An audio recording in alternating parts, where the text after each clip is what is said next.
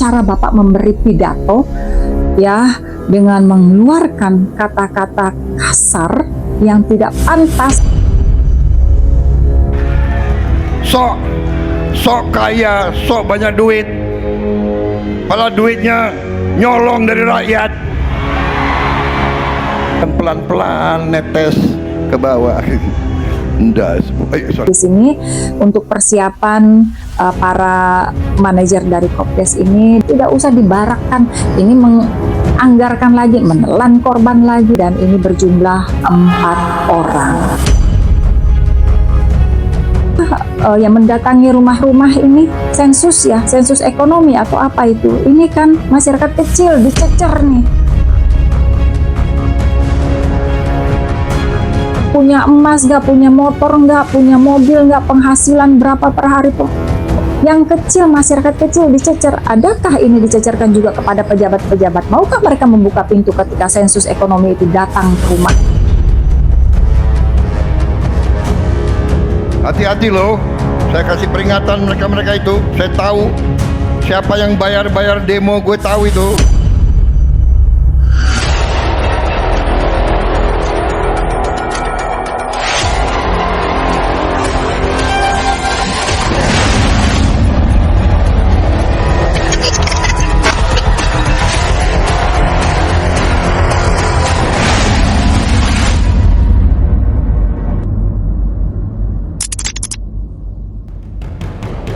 Inilah Kiblat Papat, kembali lagi bersama saya Yesi Dayak di channel YouTube Kiblat Papat. Assalamualaikum, salam sejahtera, Om Swastiastu, Namo Buddhaya, Namaste. Warga Papat, hari ini 26 Juni 2026, saya Yesi Dayak kembali lagi seperti biasa untuk memprediksi menggunakan kartu tarot saya dan tentunya mata batin bagaimana update ke depan tentang Indonesia, tentunya khususnya di sini berkaitan dengan ekonomi, kemudian politik dan alam. Ya, sebelum saya memulai untuk menshuffle kartu tarot saya dan membaca begitu ya, saya pribadi Yesi Dayak beserta tim dari Kiblat Papat, kami mengucapkan turut berbelasungkawa atas wafatnya dari calon ya manajer dari Kopdes atau KMP, Koperasi Merah Putih, yang meninggal dunia dari program latihan ya militer yang diadakan di sini untuk persiapan para manajer dari Kopdes ini, dan ini berjumlah 4 orang. Kiranya para almarhum atau almarhumah di sini mendapatkan tempat terbaik dan diampuni dosa-dosanya dan diterima segala amal baiknya di sisi Tuhan yang Maha Esa. Dan kepada keluarga yang ditinggalkan, kiranya diberi kekuatan dan ketabahan. Baik, warga Papat, ini dibuka dengan berita duka cita begitu ya, karena ini seorang anak manusia begitu ya, berharap mendapat pekerjaan begitu ya, mendaftar, kemudian ini entah kenapa harus diadakan militerisasi ini begitu ya, sementara ini kan fisik manusia berbeda-beda. Mereka bukan mau menjadi tentara, bukan mau menjadi TNI, bukan mau menjadi polisi di sini.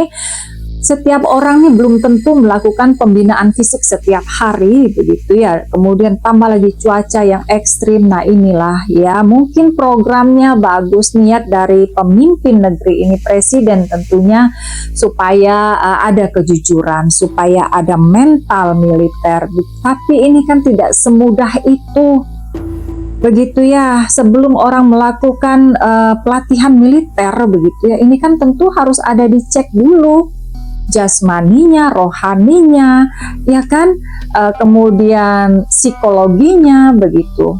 Ini ya, apakah itu dilakukan atau ini langsung dibarakkan begitu ya, langsung disuruh lari pagi, kemudian mungkin mengikuti kegiatan militer sementara mereka belum pernah atau tidak pernah tahu sama sekali yang namanya olahraga, atau mungkin ada penyakit bawaan. Ini ya, program MBG ini atau BGN ini luar biasa, sudah menelan korban ribuan dari anak-anak sekolah yang keracunan, kemudian juga makanan-makanan juga tidak layak, kemudian ini dari KMP-nya juga ya, Kopdes ini menelan korban lagi. Luar biasa Pak Presiden ya. Ini sudah bukan lagi namanya program yang memberikan makan gizi gratis ya, tapi saya melihat ini program pembunuhan masyarakat Indonesia secara bertahap. Dan di sini juga sepertinya sudah tidak lagi peduli dengan suara dan aspirasi rakyat yang sudah sejak hampir 2 minggu lebih ini menyuarakan begitu ya, agar MBG ini bahkan kan sampai diajukan kan ke pengadilan, digugat begitu ya. Ya masa sih ini tidak bergeming begitu? Mau korban seperti apa lagi? Bahkan ketua BGN-nya saja sudah dijadikan tersangka, artinya kan ini nggak beres. Hentikan seharusnya. Nah ini warga Papat ya yang akan saya lihat, karena situasi hari ini bukannya semakin adem begitu ya, segala sesuatunya bukan semakin tertata, kok ini jadi semakin kisruh. Belum lagi ini muncul pergerakan-pergerakan bawah tanah sana sini begitu ya, belum lagi di sini ada matahari baru yang mau muncul lagi di sini kan ya, perpecahan ya. Dari yang namanya politik tidak ada yang namanya teman sejati.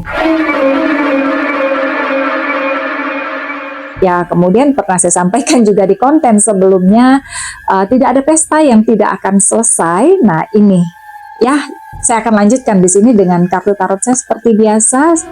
Kita akan melihat ada apa sebenarnya.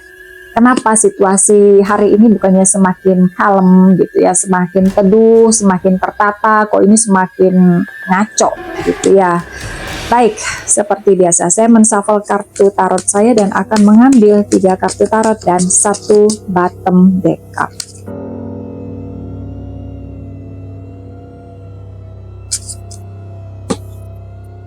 Baik, kartu yang pertama adalah Nine of Swords ya. Kemudian kartu yang kedua adalah Ace of Swords. Kartu yang ketiga adalah Strength. Dan bottom deck card saya adalah King of Cups. Baik, 3 kartu tarot dan 1 bottom deck card seperti biasa. Tadi adalah pertanyaannya, ini sudah akhir bulan Juni tapi kok situasi ini sudah pertengahan tahun loh ya, situasi bukannya semakin adem, semakin redam begitu, semakin tertata. Apa yang sudah menjadi aspirasi rakyat bukannya didengar, justru semakin ya itu tadi, semakin blunder. Kartu yang pertama adalah Nine of Swords ya, di sini nih ya, terlihat di sini Nine of Swords ini 9 pedang. Terlihat juga di sini ada orang yang nih berada di bawah pedang ya. Terlihat sosok di sini sudah tidak berdaya, sudah di bawah tekanan, sudah di bawah himpitan, dan sepertinya sudah tidak mampu lagi untuk mencari solusi, sudah tepok jidat, sudah give up di sini. Nah, ini situasi banyak sekali PR, sepertinya banyak sekali tanggung jawab tapi yang tidak bisa diselesaikan. Ya, dan ini relate dengan situasi hari ini. Barusan saja tadi saya melihat di berita juga, ya, salah satu komisaris dari Pertamina yang baru saja, Pertamina ini kan baru revisi ya, untuk dari direksinya begitu ya, dan salah satu dari komisarisnya ini anak berusia 28 tahun, dan ini tidak ada kompetennya sedikit pun, hanya karena dia sebelumnya adalah tim kampanye ya, tim ses dari Prabowo Gibran kemarin, sehingga dijadikanlah di sini sebagai komisaris salah satu begitu ya di Pertamina, belum lain-lain begitu ya. Nah, di sini satu kata yang ingin saya buka di sini adalah sebagai pembuka ya. Suatu negara atau suatu pemerintahan itu akan hancur ya ketika ya memberi mandat, memberi kuasa kepada orang-orang yang inkompeten, yang tidak berkompeten. begitu ya, ketika memberikan ini tadi jabatan, kekuasaan, kewenangan kepada orang-orang yang salah. Nah ini Nine of Swords, dikasih tanggung jawab, nggak tahu apa yang harus dilakukan. Akhirnya ya ini tadi ngaco semua. Lalu di sini berkolaborasi dengan orang-orang rakus, dengan orang-orang yang hanya mementingkan dirinya sendiri tanpa melihat bahwa anggaran yang fantastis ini dari pajak rakyat, uang rakyat harus dikelola, disalurkan untuk rakyat. Nah ini ya seperti kasus BGN, MBG, ini kan anggaran terbesar dari APBN Indonesia, begitu ya, fantastis sekali, begitu ya. Mantan ketua BGN yang lalu per hari bisa 1 miliar. Nah ini kan harusnya sudah harus dihentikan. Belum lagi hari ini calon manajer belum juga bekerja, begitu ya, manajer koperasi loh. Kenapa sih harus dimiliterisasikan, begitu ya? Kan bisa mereka melakukan penataran P4 aja lah, gitu, kayak anak SMP atau SMA zaman dulu, begitu ya, untuk mereka merefresh lagi bagaimana pengamalan dari butir-butir Pancasila. Tidak usah dibarakkan, ini menganggarkan lagi, menelan korban lagi.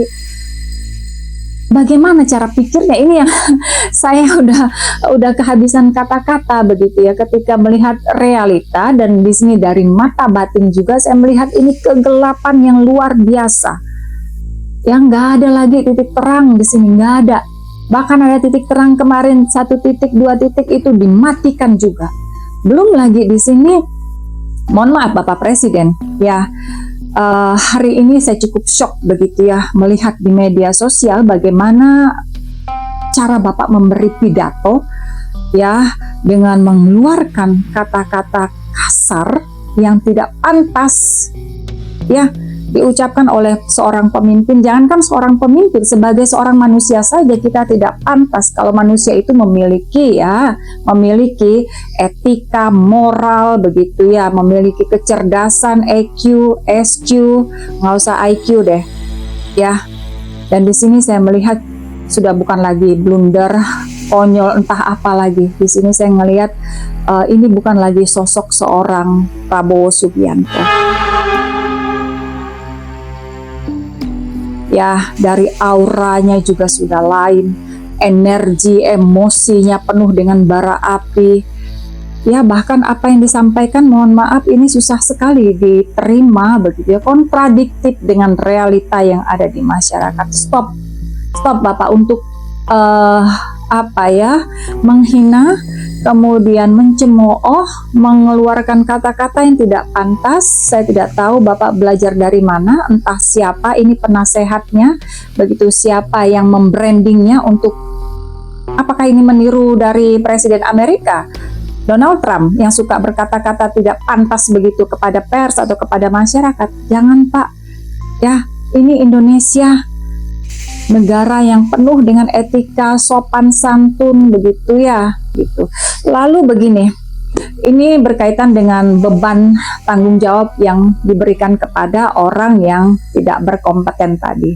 Ya, kembali lagi kita lihat juga di kabinet Indonesia ini terlalu gendut sekali, ada 100 lebih menteri dan wakil menteri kemana saja. Ini sudah menguras APBN juga untuk anggaran, untuk gaji, kemudian pajak dari gajinya sendiri diberikan negara, sementara rakyat kecil hari ini saja ini kan ramai juga nih, ya, yang yang mendatangi rumah-rumah ini, sensus ya, sensus ekonomi atau apa itu, ini kan masyarakat kecil dicecer nih, punya emas nggak, punya motor nggak, punya mobil nggak, penghasilan berapa per hari, yang kecil, masyarakat kecil dicecer. Adakah ini dicecerkan juga kepada pejabat-pejabat? Maukah mereka membuka pintu ketika sensus ekonomi itu datang ke rumahnya? Ini kan begitu loh, ini kan cara memerah rakyat dengan luar biasa. Lalu udah sampai di statementkan lagi, ya, bahwa pajak harus dilimpahkan lagi ke rakyat, dibebankan lagi ke rakyat, sementara Anda di atas sana berpesta pora, koruptor, gitu ya. Nah, ini yang luar biasa. Lalu di sini saya ingat lagi satu statement dari Presiden Republik Indonesia Bapak Prabowo Subianto, tidak ada yang lebih genting daripada perut lapar. Ya, sehingga ketika orang lapar, kalau tidak dikasih makan, maka akan mati. Begitu ya, kurang lebihnya pernyataannya seperti itu. Mohon maaf Bapak. Ya, di sini MBG ini diberikan 1 kali dalam sehari makan siang. Sementara normalnya kan manusia itu makan sehari 3 kali. Pagi, siang, dan sore atau malam. Begitu ya. Lalu ya 2 kali makan ini kan ditanggung oleh orang tuanya, ya kan? Ini yang menjadi suatu pola pikir yang sederhana sajalah begini. Ketika Bapak mengatakan tidak ada yang lebih penting selain perut lapar, jadi ketika orang lapar tidak dikasih makan maka akan mati. Mohon maaf Pak, mungkin Bapak tidak pernah berkunjung ke daerah-daerah terpencil, atau mungkin ketika Bapak berkunjung ini sudah dipersiapkan sehingga semuanya luxury, semua tampak infrastruktur itu komplit begitu ya. Hari ini saja Bapak tinggal klik saja di YouTube atau di Google, Bapak bisa lihat bagaimana anak-anak Indonesia untuk mencapai ke sekolahnya, untuk sampai ke sekolahnya mereka harus melewati jembatan yang terputus, mereka harus berenang, mereka harus melewati jembatan tali 1 yang di bawahnya ini membahayakan nyawa mereka, arus deras. Ya, untuk mendapat MBG saja mereka sudah mempertaruhkan nyawanya Pak. Ini layakkah? Jadi ini yang saya tidak habis pikir, kenapa MBG ini dipertaruhkan mati-matian. Ini yang saya sampaikan sebelumnya, ini program atau proyek bancaan, dan sudah jelas ini proyek bancaan. Karena ketua BGN ini saya sudah tertangkap. Nah ini, kalau nggak dikasih jembatan, nggak dikasih infrastruktur, nyawa anak-anak ini nggak akan sampai ke sekolah sana, nggak akan bisa makan MBG. Nyampe sekolah juga belum tentu MBG-nya ini aman. Ya, Bapak Presiden duduk di kursi tertinggi di Republik Indonesia ini kan karena mendapat mandat dari rakyat Indonesia, ya. Jadi kami sebagai rakyat Indonesia berhak untuk mengkritik, untuk memberi masukan. Ini tidak menghina, begitu. Ini realita. Ya, mungkin Bapak di sini capek, Bapak lupa, Bapak lalai, cukup banyak tekanan, begitu ya. Nah, dengarkanlah suara rakyat. Ya, karena rakyat kecil tidak ada yang mereka tutupi sebenarnya, tidak ada dusta, tidak ada kebohongan, hanya saja mungkin yang nyampe di kuping Bapak, nyampe di hadapan Bapak, itulah kebohongan. Ya, ini baru kartu pertama sudah panjang sekali, lalu kartu kedua adalah Ace of Swords. Ya, ini kartu as dari pedang, menyimbolkan ada tangan besi, ada suatu keputusan mutlak, ada ketegasan yang tidak boleh diganggu gugat. Nah, ini berkaitan dengan MBG atau BGN. Ya, seperti hari ini di hampir semua kota besar sudah turun menyuarakan begitu bahwa MBG harus dihentikan, bahkan kalau enggak presidennya ganti, lengserkan presiden wapres. Ini jangan dianggap remeh. Ya, ingat tragedi 98. Ya, di sini baru mau 2 tahun memegang jabatan sebagai presiden, yang sudah puluhan tahun aja Pak Harto bisa dilengserkan oleh mahasiswa dan masyarakat yang sudah muak begitu ya dengan kepemimpinan oligarki yang tidak berpihak kepada rakyat pada era itu di 98. Hati-hati, saya sudah memprediksi sebelumnya begitu ya, ada pergerakan-pergerakan. Nah, ini belum lagi di sini saya melihat ya, ini yang saya bilang bukannya semakin kalem, semakin reda, semakin tertata begitu ya, tidak, justru semakin bertambah waktu, justru semakin blunder, semakin seperti bola liar. Ini dari Ace of Swords, ada tangan-tangan besar juga yang ikut bermain di sini.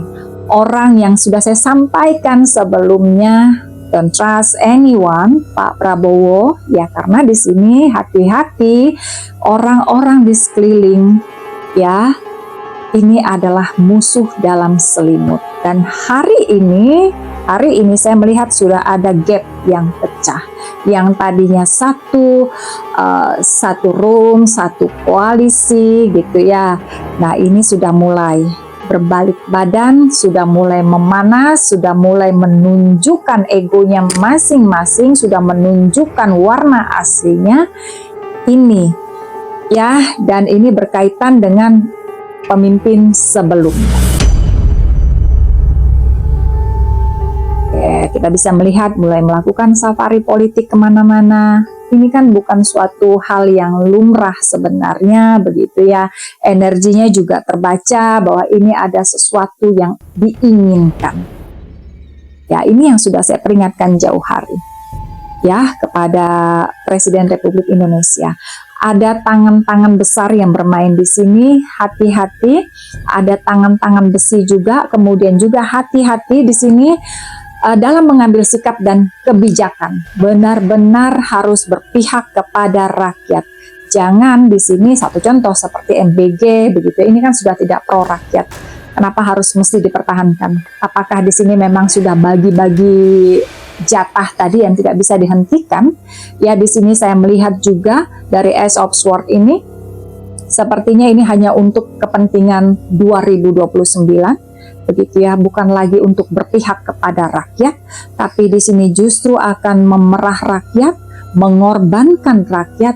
Ini yang terjadi hari ini. Ya, tidak ada kebijakan keputusan yang diterapkan hari ini yang berpihak kepada rakyat. Ya, kemudian kartu ketiga adalah strength.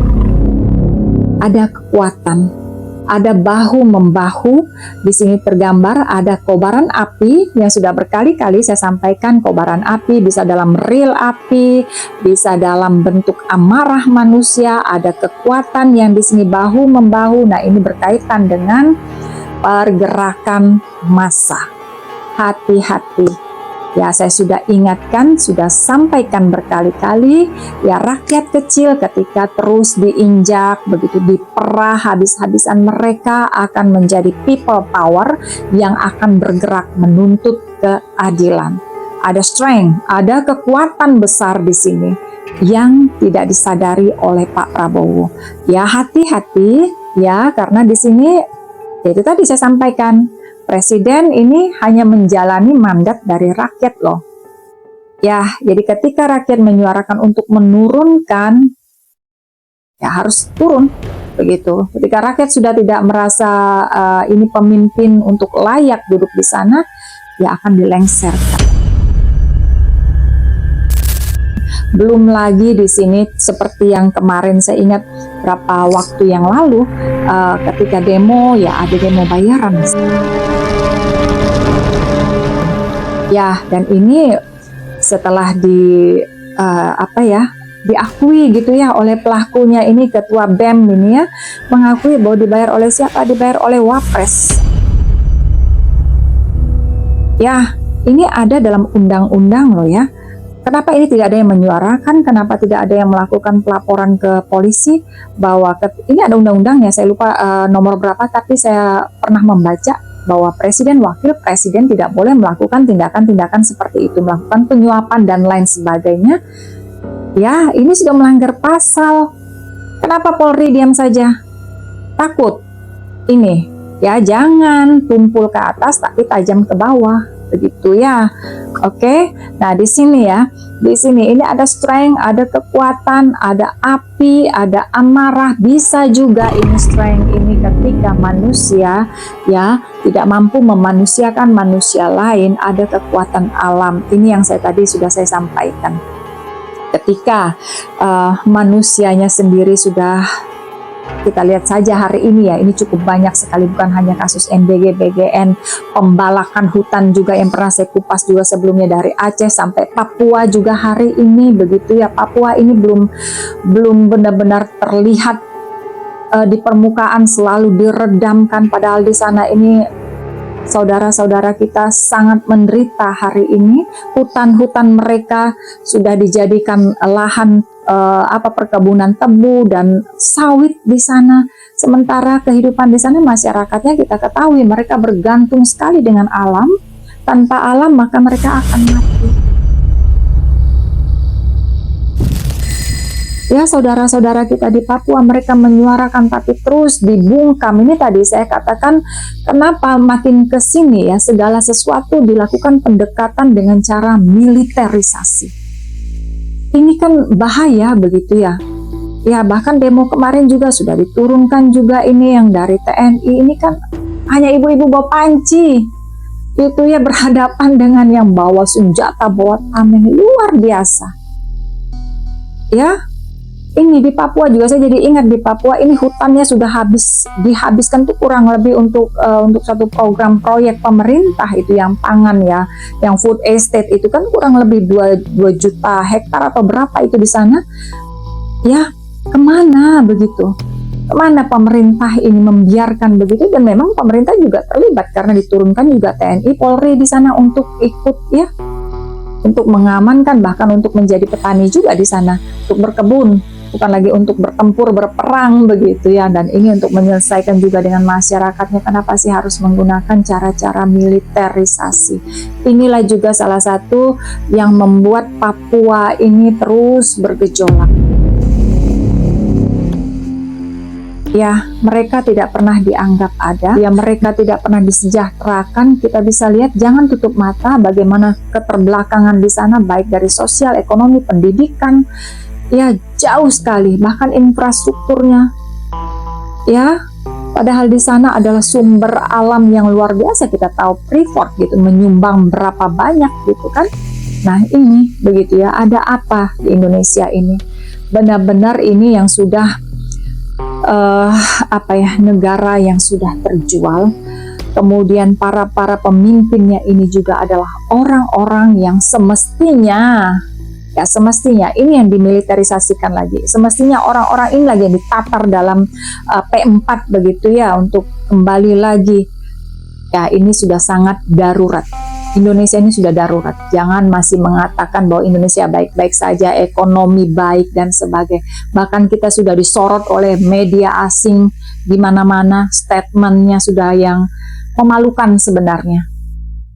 Ya. Kemudian King of Cup ini adalah bottom decker saya. Ya, King of Cup ini raja yang memegang cup. Cup ini apa? Tanggung jawab. Cup ini apa? Kewenangan. Semestinya ya raja ini memegang tanggung jawab ini menggunakan dengan baik dan benar. Semestinya. Ya, semestinya di sini. Namun apa yang terjadi? Ya, jika dikatakan satu program atau suatu proyek gitu ya. Nah, ini kan yang terjadi di MDG. Apakah ini digunakan kewenangan sebagai baik dan benar? Saya rasa tidak. Karena kewenangannya di sini justru disalahkan, digunakan untuk jadi proyek bancaan, digunakan untuk bagi-bagi. Coba dicek lagi ini siapa yang punya dapur-dapur, semua ini pejabat semua. Begitu ya. Kemudian tambah lagi di sini ada pelatihan dari para calon manajer gitu ya, korban jiwa lagi. Ini seperti satu program kutukan gitu ya. Sadar nggak Pak Prabowo? Ini program yang jika memang ini bukan program Bapak begitu ya, artinya Anda harus sudah berpikir jauh, harusnya sudah notice sesuatu bahwa ini ada sesuatu program yang untuk menghancurkan kredibilitas Bapak sebagai presiden. Ini yang sudah saya sampaikan ya, ini akan digoncang dalam 2 tahun masa kepemimpinannya.